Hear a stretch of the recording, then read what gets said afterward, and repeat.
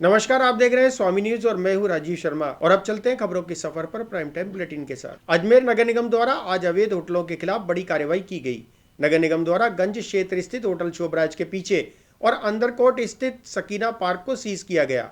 नगर निगम अधिकारी ने जानकारी देते हुए बताया कि बिना नक्शा पास किए 4 मंजिला बनी होटल को सीज किया गया है। उन्होंने कहा कि इस प्रकार की कार्यवाही आगे भी जारी रहेगी। किस तरीके की कार्रवाई की जा रही है? हाँ, ये गंज पुलिस थाने के सामने मीनाक्षी कमर सिसोदिया G+2 का मानचित्र स्वीकृत था व्यावसायिक, उसके विरुद्ध G+4 बना ली थी उसने, तो आज वो सीज की गई है, सुनवाई वगैरह की गई है, उसके बाद में उसको सीज किया गया है। दूसरा साजिदा बेगम है शोभराज होटल के पीछे, उसका G+2+ सर्विस फ्लोर सैंक्शन था और 1.5 मीटर छोड़ना था, उसने G+4 बना लिया है और साइड बैक पूर्ण कवर था, जिसे सुनवाई करते हुए सीज किया गया है। तीसरा ये अंदर को नागफनी संपर्क सड़क पे अंदरकोट रोड पे है, जयपुनिशा के नाम से G+1 का आवासीय स्वीकृत है, जिसमें साइड बैक थे आगे 10 फीट, साइड में 10 फीट और पीछे भी वो कवर कर लिए इन्होंने, और G+4 व्यावसायिक निर्माण कर लिया गया है, तो इनकी भी सुनवाई करते हुए आज इनको सीज किया गया है। सर, ये तो काफ़ी समय से बन चुका था और यहाँ पे शादियाँ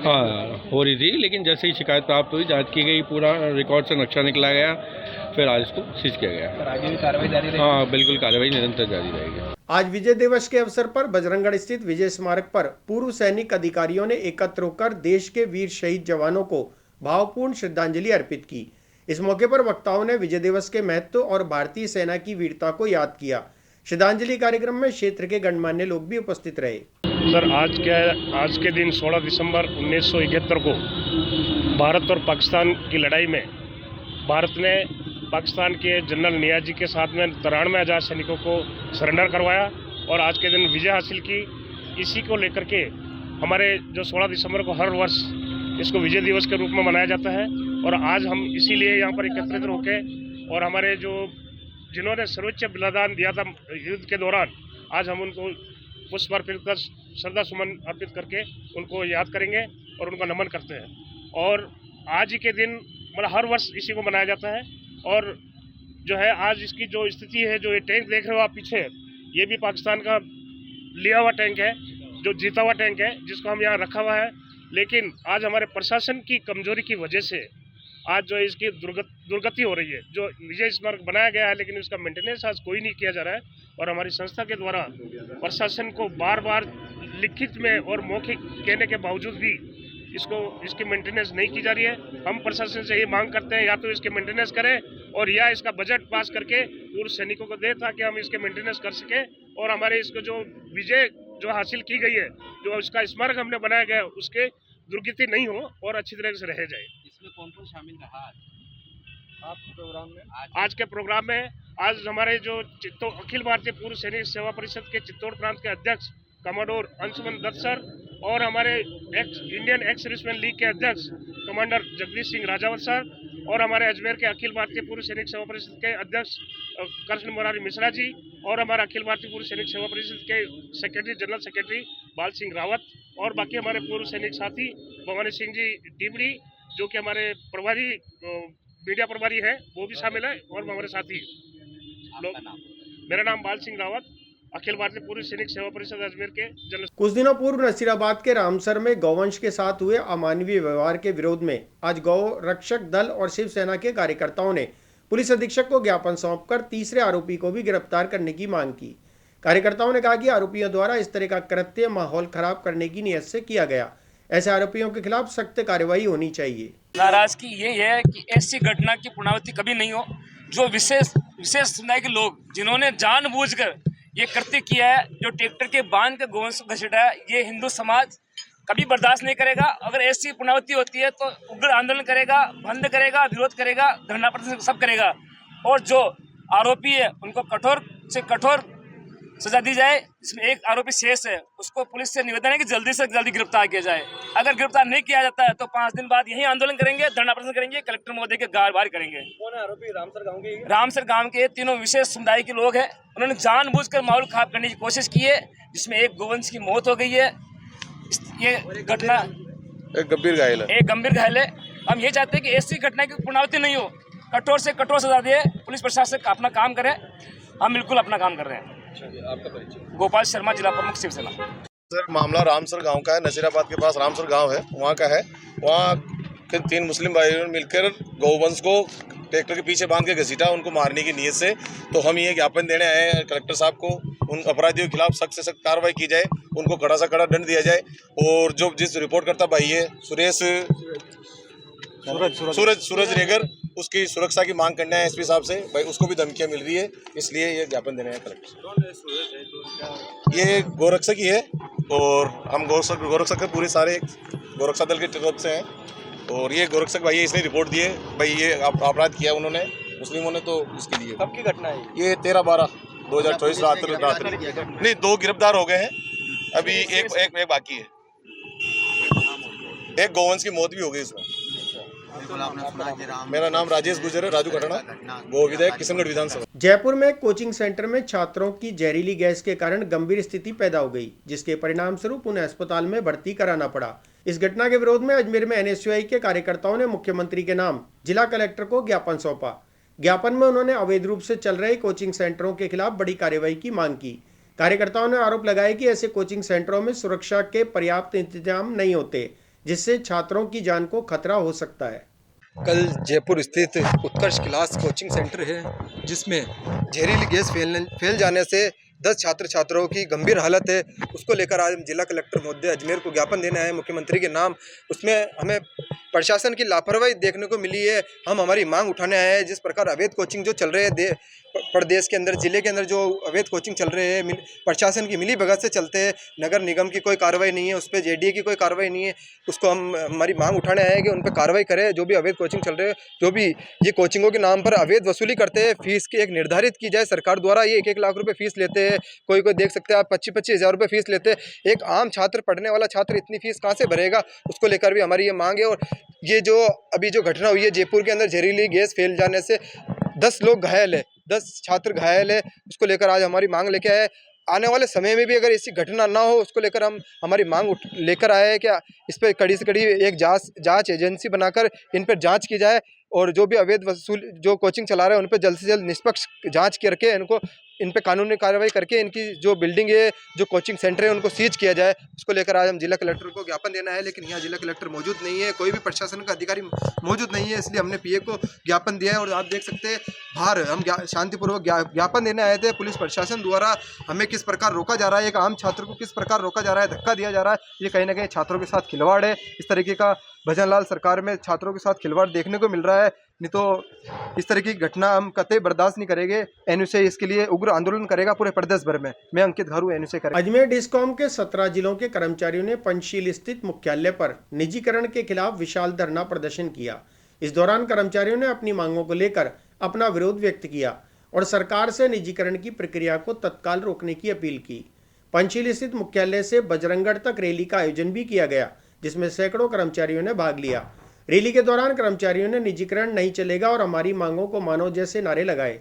ये प्रदर्शन कर्मचारियों की एकजुटता और अपने अधिकारों की रक्षा की ओर एक महत्वपूर्ण कदम बताया गया। विद्युत राजस्थान के बैनर तले आज अजमेर डिस्कॉम मुख्यालय पर संयुक्त संघर्ष समिति अजमेर डिस्कॉम के द्वारा 17 जिलों के लगभग 10,000 कर्मचारियों ने आज इस धरने में अपना समर्थन दिया है। और 5 से 6,000 कर्मचारी आज इस धरने में शामिल होने के लिए अपने कोने कोने से पूरे प्रदेश के हमारे डिस्कॉम मुख्यालय के 17 जिलों से यहाँ पधारे हैं। कर्मचारियों की जो मुख्य मांग है, निजीकरण बंद करो, ठेका प्रथा समाप्त करो, जीपीएफ नंबर आवंटित करो और स्थायी कर्मचारी के 40,000 पदों पर भर्ती करें। और जो हमारी अन्य मांगे हैं, ये सब पूर्ति करने के साथ जो इंटर डिस्कॉम कर्मचारियों के हस्तांतरण के लिए सरकार ने सहमति दी है, तो इंटर डिस्कॉम ट्रांसफ़र भी हो, इन सभी मांगों को लेकर ये विशाल धरना दिया जा रहा है। इस धरने में एक रैली निकाली जाएगी, जो कि यहाँ से लेकर डिस्कॉम मुख्यालय से लेकर बजरंगगढ़ चौराहे तक जाएगी और मुख्यमंत्री के नाम ज्ञापन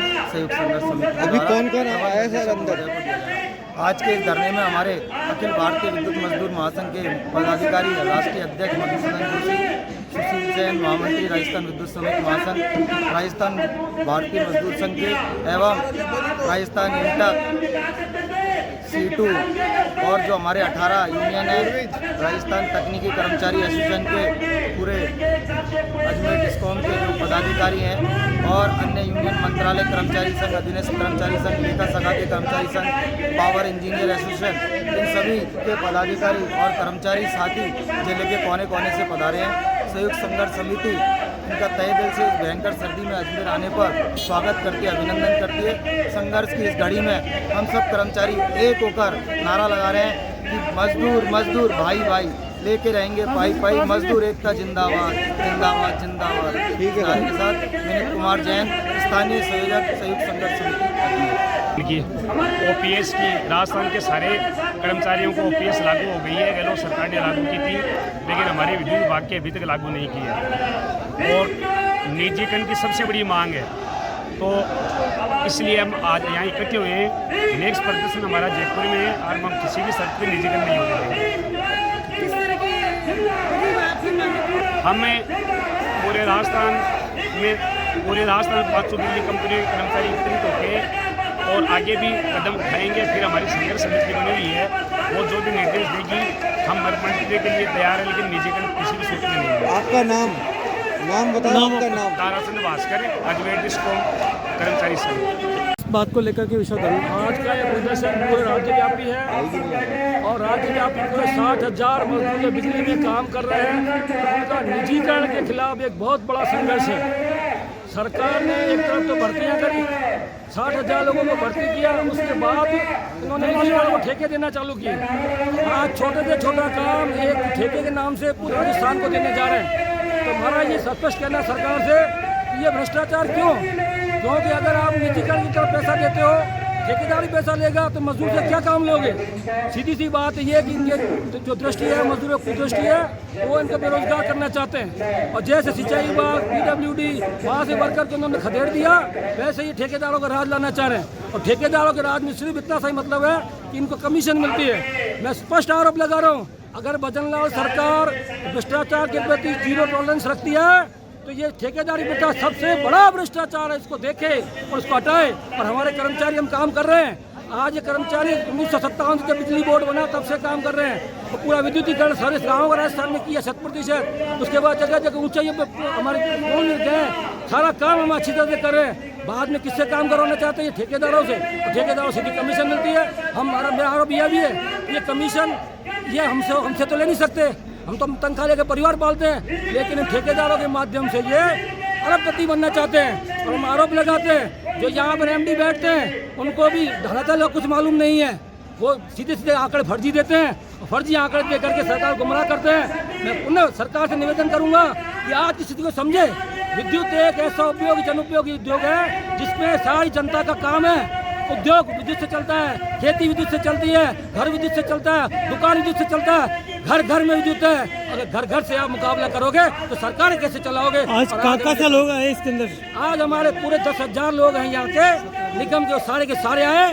और उसके बाद ये राजस्थान का पूरा है। और आगे क्या हमारा ये भी होगा कि हम घर घर जाएंगे, सरकार के खिलाफ जगाएंगे, बताएंगे कि आप विद्युत दरें बढ़ा देंगे ठेकेदारों के साथ करके। हम तो सेवा करने वाले हैं। फिर भी अगर कोई मांगे पूरी नहीं हुई तो आगे क्या रहेगा? मैं बता रहा हूँ, पहले हम घरों में जाएंगे, घरों में मानते हो ठीक है, हम अपना अनशन भी करेंगे, हम आगे हमको और भी लोकतांत्रिक अनशन करना है वो भी लेंगे और सीधी कार्रवाई भी करेंगे। आपका नाम? धर्मू पारवानी, सेवानिवृत्त कर्मचारी संघ। जगतपिता ब्रह्मा की तपोस्थली तीर्थ नगरी पुष्कर के अखिल भारतीय उत्तराखंड आश्रम में आगामी 18 दिसंबर से 24 दिसंबर तक भव्य श्रीमद् भागवत कथा का आयोजन किया जा रहा है। कथा का समय प्रातः 11 बजे से दोपहर 2 बजे तक रहेगा। उत्तराखंड देवभूमि की कथा व्यास सरस वक्त पूज्य कथा वाचिका डॉक्टर भारती व्यास उपस्थित धर्मावलंबियों को कथा का श्रवण कराएंगी। ये उत्तराखंड भवन पुष्कर में हमारा एक भागवत कथा आयोजन जो है श्री केशव संघनी न्यास के माध्यम से, सेवा न्यास के माध्यम से हो रहा है। और हमारा इसमें पूर्ण रूप से युवाओं को भगवत कथा के बारे में ज़्यादा से ज़्यादा जागरूक करना धर्म जागरण का एक मिशन है, जिसमें हम हर एक कैटेगरी के बुजुर्ग से लेकर के बच्चों को सभी को हम भागवत कथा का श्रवण कराना चाह रहे हैं, ताकि उनका हाउ टू लिव, ये ज़िंदगी को आगे जीने के लिए उन्हें भगवान श्री कृष्ण के जो अर्जुन को उन्होंने जो ज्ञान दिया था, मोक्ष के लिए आज मेरे यहाँ भी उत्तराखंड में हम लोग केदारनाथ में लोग यात्रा करते हैं, प्रायश्चित यात्रा। लोगों को पता भी नहीं है कि जब भीम को मोक्ष चाहिए था तो भगवान शिव को ढूंढते हुए चले गए।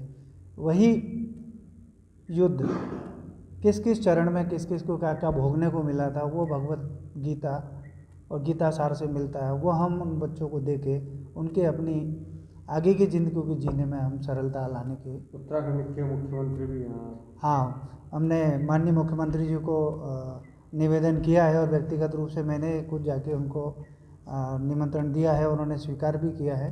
अब उनकी क्या डेट आती है, उनकी व्यस्तता ज़्यादा है और हो सकता है कि इस भागवत कथा में उनका आगमन हो और हम लोग उसके धन्य हैं और उनको धन्यवाद देते हैं कि जाके हमें वो धन्य करें।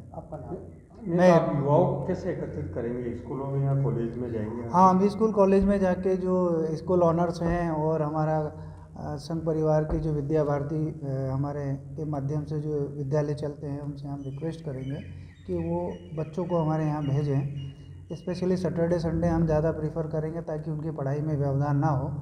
और शाम में अगर एक सेशन हम भी लगा रहे हैं जिसमें ज्योतिषाचार्य भी होंगे, जो अपना डेली का सॉल्यूशन जो है उनकी उसको हम रखना चाहेंगे ताकि वो आगे के लिए कि हम किस किस तरह के अपने पाथ को, रास्ते को तय करें, उसके संबंध में हम लोगों को जानकारी देंगे। मैं राजेंद्र व्यास, देहरादून केशव संघनी सेवा न्यास से संरक्षक के तौर पे यहाँ इस कथा का आयोजन कर रहा हूँ। हमारे डॉक्टर तलागी जी हमारे साथ, जो हमारा पर्वतीय समाज है, आपने पूरी तरह से हमें सहयोग किया, प्रतिष्ठान से लेके तो आज हमारे साथ पूरी तरह खड़े हैं, तो आप धन्यवाद के पात्र हैं। और आप भारती व्यास जी मेरी धर्मपत्नी हैं, क्योंकि धार्मिक यात्रा उन्होंने शुरू की थी तो हमने उनको जितना हो सकता है यथासंभव में अपना सहयोग दे रहा हूँ और आगे उनके उज्जवल भविष्य की कामना करता हूँ। सबको विदित होगा कि पुष्कर में उत्तराखंड आश्रम है जो जन सहयोग से बना हुआ है। यहाँ 7 दिवसीय ये भागवत कथा का आयोजन किया जा रहा है। माननीय डॉक्टर भारती व्यास जी जो हमारे देवभूमि से उत्तराखंड से पधारी हैं, वो इसका कथा वाचन करेंगी और 18 सितंबर से लेकर 24 सितंबर तक जो है ये 18 दिसंबर से लेकर 24 दिसंबर तक जो है ये कार्यक्रम होगा, जिसमें डेली जो कार्यक्रम होंगे उसका आपको ये पैम्पलेट्स इत्यादि दिया गया है, जिसके हिसाब से आप करेंगे। और प्रातः 11 बजे से लेकर 2 बजे तक का इसका समय होगा। कल 18 तारीख को सुबह पूर्वांचल घाट, वराह घाट से शोभा यात्रा निकाली जाएगी, जिसमें उत्तराखंड के परिवार और अन्य सभी लोग जो है, इस महिलाएं कुल जो है 108 कलश के रूप लेकर जो थे, समय क्या है? सुबह 9 बजे से लेकर प्रारंभ होगी वहाँ से शोभा यात्रा 9 साढ़े 9 बजे के आसपास। और यहाँ उत्तराखंड आश्रम जो है अजमेर शहर का सुर संगम संगीत समूह के तत्वावधान में अजमेर के एक होटल में महान गायक मोहम्मद रफ़ी साहब और प्रसिद्ध अभिनेता राज कपूर की 100वीं जयंती पर उनके गाने गाकर उनको याद किया गया। इन गानों का सफलतापूर्वक कार्यक्रम एडमिन दयाल प्रियानी के सानिध्य में आयोजित किया गया। सुर संगम म्यूजिकल सिंगिंग ग्रुप का कार्यक्रम एक प्राइवेट होटल में आयोजित किया गया। इस कार्यक्रम में महान गायक मोहम्मद रफ़ी साहब एवं प्रसिद्ध अभिनेता राज कपूर साहब की 100वीं जयंती पर उनके गानों को गाकर याद किया गया। यह सफलतापूर्वक कार्यक्रम हमारे एडमिन दयाल प्रियाणी जी की अध्यक्षता में आयोजित किया गया और इस कार्यक्रम में कलाकारों ने एक से एक बढ़िया गाकर समा बांध दिया। इस कार्यक्रम का संचालन जीतेश लालवाणी द्वारा किया गया। प्रकाश जेठरा प्रवक्ता। फिलहाल बुलेटिन में इतना ही। मुझे दीजिए इजाजत। देखते रहे स्वामी न्यूज।